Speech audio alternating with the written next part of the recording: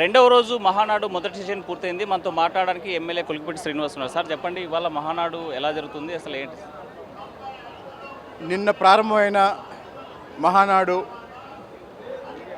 నిన్ననే చంద్రబాబు నాయుడు గారు చెప్పినట్టు ఇంతకుముందు మహానాడుల కన్నా ఈ మహానాడు చాలా ప్రత్యేకమైంది, చాలా చారిత్రాత్మకమైంది.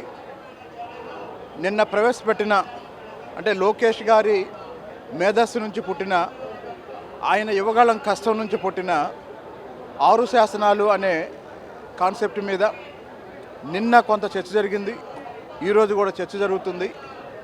వీటన్నిటి సారాంశం ఏంటంటే చంద్రబాబు నాయుడు గారు కలలుగంటున్న పేదరికం లేని సమాజాన్ని నిర్మించటం, లోకేష్ గారు కలలుగంటున్న 20 లక్షల మందికి వచ్చే 5 ఏళ్లలో ఉద్యోగాలు సృష్టించటం, అదేవిధంగా సామాజిక న్యాయం అందించటం, వీటన్నిటితో పాటు యువతరానికి నాయకత్వం అందించే లక్ష్యంతో ఈ మహానాడు జరుగుతుంది.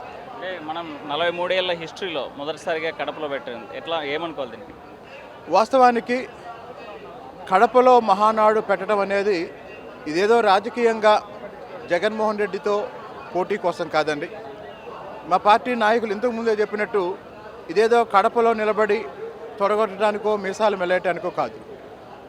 రాయలసీమ అభివృద్ధికి ఇప్పటివరకు తెలుగుదేశం పార్టీ ఏం చేసిందో చెప్పటం, భవిష్యత్తులో ఏం చేయాలనుకుంటున్నావో చెప్పటం, రాయలసీమకు ఒక భరోసా ఇవ్వటం, రాయలసీమలో ఎలక్ట్రానిక్ పరిశ్రమలు, కియా లాంటి పరిశ్రమలు, అలాగనే అనంతపురాన్ని, కర్నూలుని, చిత్తూరులో కొన్ని ప్రాంతాలని హార్టికల్చరల్ హబ్స్గా ఎలా తయారు చేయటం, వీటన్నిటికీ తోడు రాబోయే రోజుల్లో రాయలసీమలో పెండింగ్లో ఉన్న ఇరిగేషన్ ప్రాజెక్ట్స్ని ఎలా పూర్తి చేయటం, ఈ అంశాలన్నింటినీ మాట్లాడటం కోసం మొత్తం రాయలసీమకు ఒక భరోసా ఇచ్చి రాయలసీమలో వెనుకబాటుతనాన్ని తగ్గించడంలోనూ నిర్మూలించడంలోనూ తెలుగుదేశం పార్టీ ఇంతకుముందు పోషించిన పాత్ర, ఇప్పుడు పోషిస్తున్న పాత్ర, భవిష్యత్తుకి ఇచ్చే భరోసా అన్నీ వివరించడం కోసం కడపను ఎన్నుకోవడం జరిగింది. లిక్కర్ స్కామ్ని ఎలా చూడాలి? దమ్ముంటే నన్ను అరెస్ట్ చేయండి, ఇక్కడే ఉన్న జగన్ మాటలను ఎట్లా ఏమనాలి?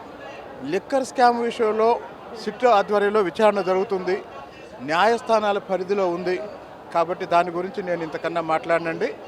లిక్కర్ స్కామ్లో జగన్మోహన్ రెడ్డి తగిన మూల్యం చెల్లిస్తాడని నేను బలంగా నమ్ముతున్నాను. ఒక పెద్ద చర్చ జరుగుతుంది మహానాడు కేంద్రంగా, లోకేష్కి మంచి కీలక బాధ్యతలు ఇవ్వనున్నారని, లేకపోతే సీనియర్స్ పక్కన పెట్టబోతున్నారని చర్చ జరుగుతుంది. అసలు ఏం జరగబోతుంది?